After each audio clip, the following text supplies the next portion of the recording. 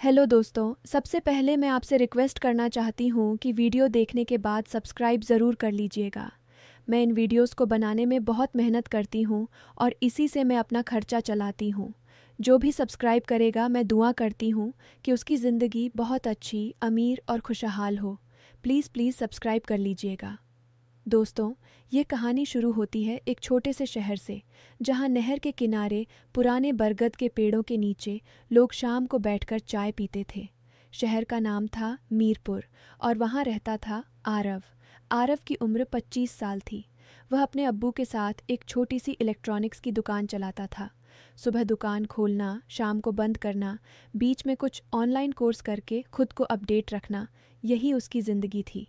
घर में अम्मी, छोटी बहन रिया और अब्बू। पैसे की तंगी तो थी, लेकिन इज्जत से जीते थे।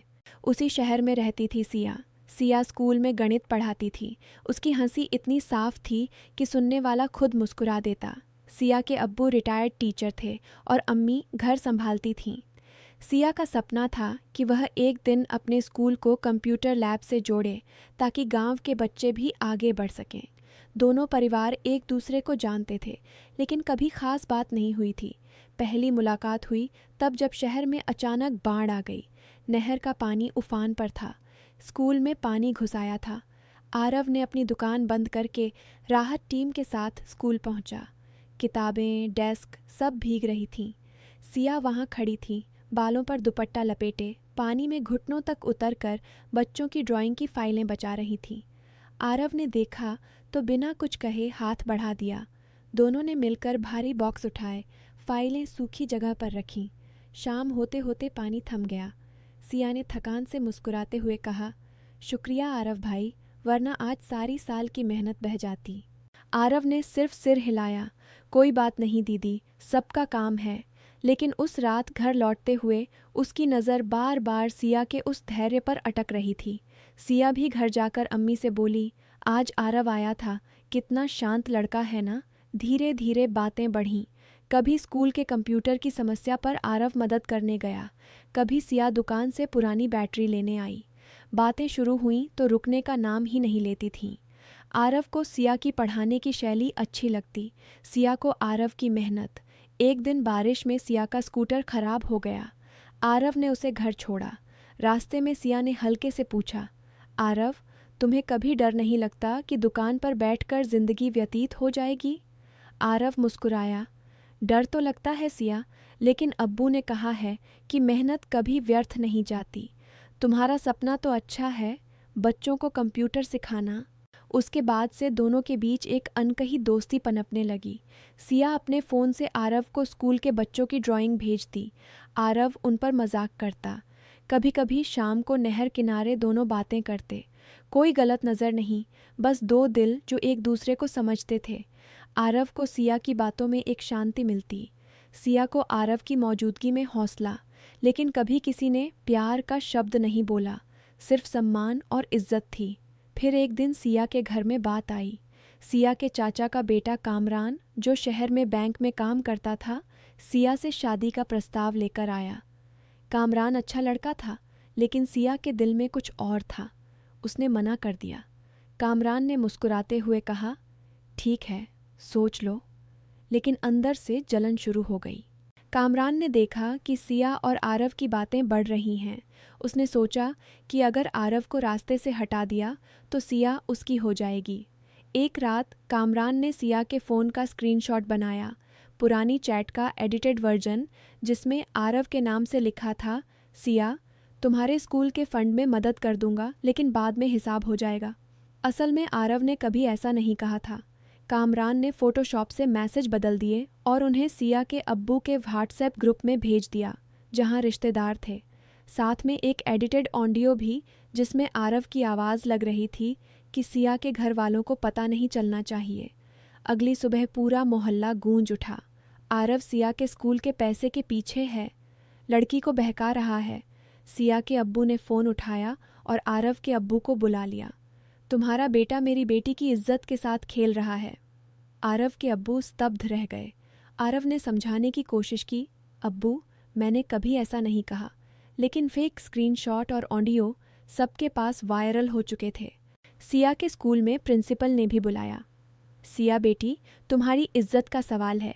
अगर यह बात फैली तो बच्चों के माँ बाप क्या कहेंगे?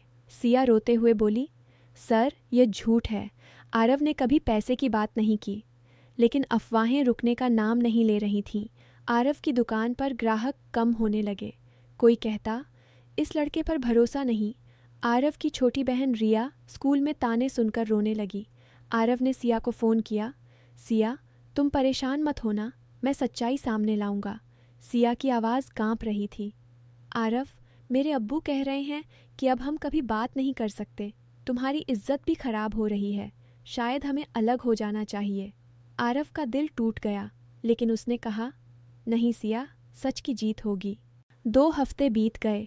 आरव की बैंक में नौकरी का इंटरव्यू था, वह जो उसने बहुत मेहनत से तैयार किया था। इंटरव्यू में मैनेजर ने कहा, आरव, तुम्हारे खिलाफ कुछ शिकायतें आई हैं। अफवाहें हैं कि तुम किसी लड़की के साथ गलत इरादे रखते हो। हम ऐसे कैरेक्टर वाले लड़के नहीं रख सकते। आरव चुपचाप बाहर आ गया। घर लौटकर अब्बू से बोला, अब्बू, मैंने कुछ नहीं किया। अब्बू ने आंखें बंद कर लीं। सिया भी टूट रही थी। उसकी अम्मी कहती, बेटी, समाज क्या कहेगा? तुम्हारी नौकरी भी जा सकती है। सिया रातों को रोती। एक शाम नहर किनारे अकेले बैठी थी जब कामरान आ गया। उसने कहा, सिया, अगर तुम मुझसे शादी कर लो तो मैं सब कुछ ठीक कर दूंगा। ये स्क्रीनशॉट मैंने ही बनाए हैं, लेकिन अगर नहीं मानी तो और भी प्रूफ भेज दूंगा। सिया स्तब्ध रह गई। उसने कांपते हाथों से फ़ोन निकाला और आरव को कॉल किया। आरव, कामरान ने सब किया है। आरव ने तुरंत कामरान के घर पहुंचकर उसके सामने सबूत मांगे। कामरान घबरा गया। उसी रात कामरान के फ़ोन में असली चैट्स मिली। आरव ने सारे रिश्तेदारों के ग्रुप में असली स्क्रीनशॉट और कामरान का कबूलनामा भेज दिया। अगली सुबह पूरा मोहल्ला शर्मा रहा था। कामरान ने सिया के अब्बू के सामने सिर झुकाया। चाचा, मैंने जलन में गलती कर दी। सिया दीदी और आरव भाई का कुछ गलत नहीं था। मैंने फेक बनाया, मुझे माफ़ कर दो। सिया के अब्बू ने लंबी सांस ली। बेटा, इज्जत किसी की नहीं लुटनी चाहिए। तूने 2 परिवारों को तकलीफ़ दी। कामरान की आंखों में आंसू थे। उसने आरव से माफ़ी मांगी और कहा, मैं कल से बैंक में तुम्हारे नाम की सफाई करवाऊंगा। आरव की बैंक नौकरी फिर से शुरू हुई। सिया के स्कूल में भी सब शांत हो गया। दोनों परिवारों ने बैठकर बात की। आरव के अब्बू ने कहा, हमारा बेटा कभी गलत नहीं कर सकता। सिया की अम्मी ने मुस्कुराते हुए कहा, दोनों के दिल साफ हैं, अब इज्जत से रिश्ता तय कर लें। 3 महीने बाद आरव और सिया का निकाह हुआ, सादगी से, सिर्फ परिवार और दोस्तों के साथ। शादी के बाद आरव ने सिया को स्कूल के लिए कंप्यूटर लैब का सामान गिफ्ट किया। सिया ने आरव की दुकान में ऑनलाइन बिजनेस शुरू करने में मदद की। कामरान आज भी उसी शहर में रहता है। अब वह हर शुक्रवार स्कूल के बच्चों को फ्री कंप्यूटर क्लास देता है। जब कोई पूछता है तो वह कहता है, एक गलती ने मुझे सिखाया कि अफवाहें कितनी खतरनाक होती हैं। अब मैं सच का साथ देता हूँ। दोस्तों, आरव और सिया आज भी नहर किनारे शाम को बैठते हैं, लेकिन अब उनके बीच कोई डर नहीं, सिर्फ भरोसा है। और कामरान ने खुद को बदल लिया। इस कहानी से हमें यही सीख मिलती है कि प्यार में इज्जत और भरोसा सबसे बड़ा रिश्ता है। अफवाहों पर बिना सोचे विश्वास मत करो, क्योंकि एक झूठी बात पूरे परिवार की इज्जत लूट सकती है। लेकिन सच हमेशा सामने आता है।